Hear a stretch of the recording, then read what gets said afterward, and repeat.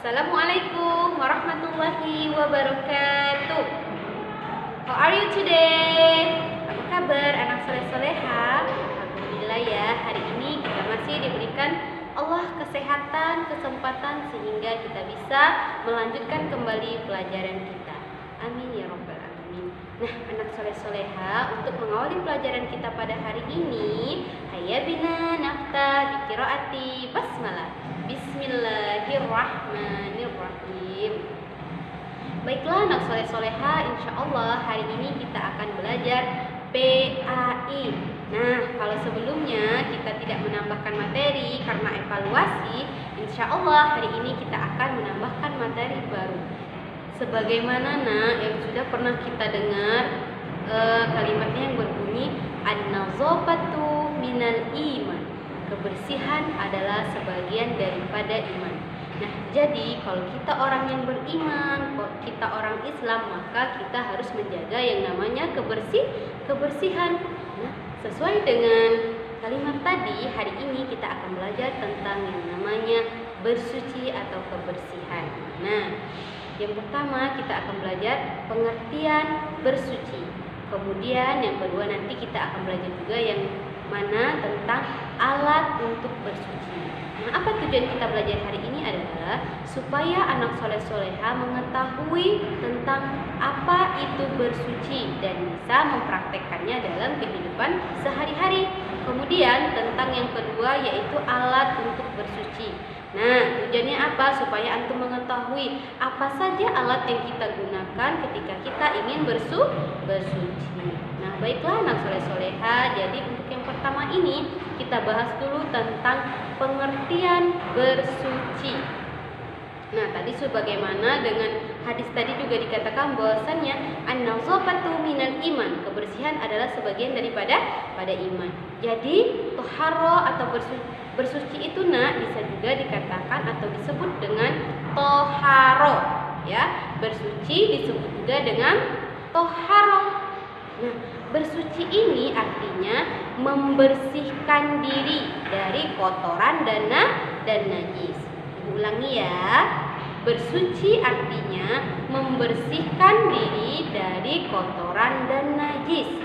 Atau bisa juga bersuci artinya menjaga kebersihan. Nah, apa yang harus dijaga? Mulai dari badan kita bersihkan, kemudian pakaian kita jika kotor kita bersihkan, dan juga tempat yang harus kita bersihkan. Ya enggak? Jadi kalau badan antum kotor, maka antum harus apa, Nak?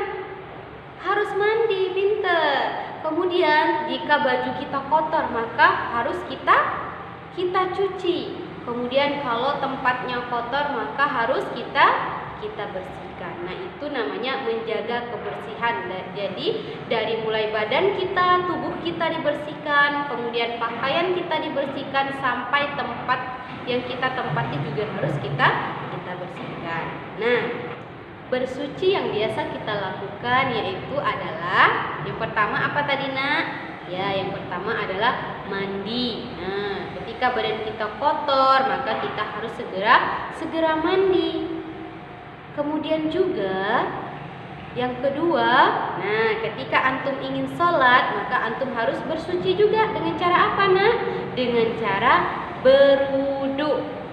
Paham ya? Jadi biasanya cara kita bersuci itu ada dua. Yang pertama dengan mandi. Nah, ketika antum rajin mandi, maka tubuh antum akan menjadi sehat.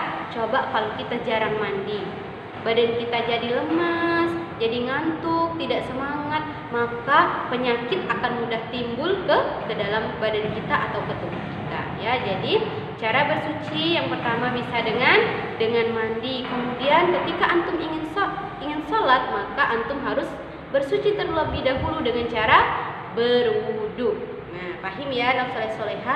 Nah, kemudian apa ya kira-kira alat yang kita gunakan kalau kita ingin bersuci? Nah, ketika antum ingin berwudu, ingin bersuci, apa yang antum gunakan? Ya, benar sekali. Yang kita gunakan adalah air, ya enggak? Ketika antum mau mandi, mau berwudu, maka antum harus menggunakan air. Nah, air airnya di sini adalah air yang bersih, suci dan menyucikan. Ya, ingat air yang kita gunakan adalah air yang bersih. Contohnya ada air apa aja? Air hujan boleh, air ledeng di rumah antum boleh, air sumur boleh. Air apa lagi? Air sungai boleh. Nah, air apa lagi, ada yang tahu? Air salju boleh juga. Nah, jadi air yang suci dan menyucikan. Pokoknya air yang bersih. Nah, ya, jadi alat yang kita gunakan untuk bersuci adalah air. Nah, Ibu, bagaimana kalau kita tidak memiliki air? Nah, ini nak, ketika kita tidak memiliki air, maka kita boleh tayamum. Tapi ada catatan atau syaratnya. Ketika kita ingin tayamum, itu kondisinya di sekitar kita memang benar-benar tidak ada air sedikit pun. Di rumah antum tidak ada air, kemudian di rumah tetangga antum tidak air. Pokoknya di daerah antum itu airnya kering. Air sumurnya kering, air sungainya juga kering, air minum antum juga habis, jadi memang kekeringan.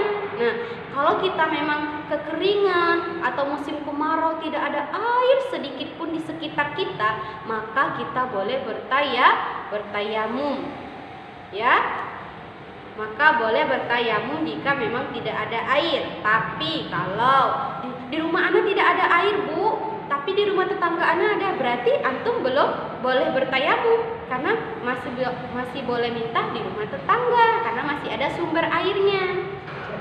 Nah, tapi kalau memang benar-benar tidak ada lagi, di rumah antum tidak ada, rumah tetangga antum tidak ada, maka boleh antum tayamum. Ya nak ya. Nah, tayamumnya dengan cara apa, Ibu? Nah, yang pertama, kita boleh bertayamum itu dengan menggunakan tanah atau debu. Nah, ada syaratnya lagi loh. Tanah dan debunya harus bersih. Kira-kira boleh tidak ya debu yang sering antum injek-injek, antum lewatin dipakai untuk tayamum? No, tidak boleh. Karena apa? Karena itu sudah bercampur dengan kotoran, ya nak ya. Jadi ketika kita mau tayamum, maka debunya harus bersih, tanahnya harus bersih. Nah, selain itu nak, selain dengan air, terus tadi juga dengan debu atau tanah, ada lagi alat-alat lain yang bisa kita pakai untuk bersuci. Apa contohnya? Bisa tisu, apalagi bisa batu, apalagi ada lagi bisa kayu atau tembikar. Nah, yang jelas adalah alatnya itu yang kering. Nah, ya, yang kering itu bisa digunakan untuk bertayamum atau bersuci. Sekali lagi ya, Ibu tegaskan nak, ketika antum ingin bertayamum, kondisinya memang benar-benar tidak ada air di sekitar kita. Kalau masih ada sumber air, maka kita belum boleh yang namanya tayamum. Pahim ya anak soleh-soleha?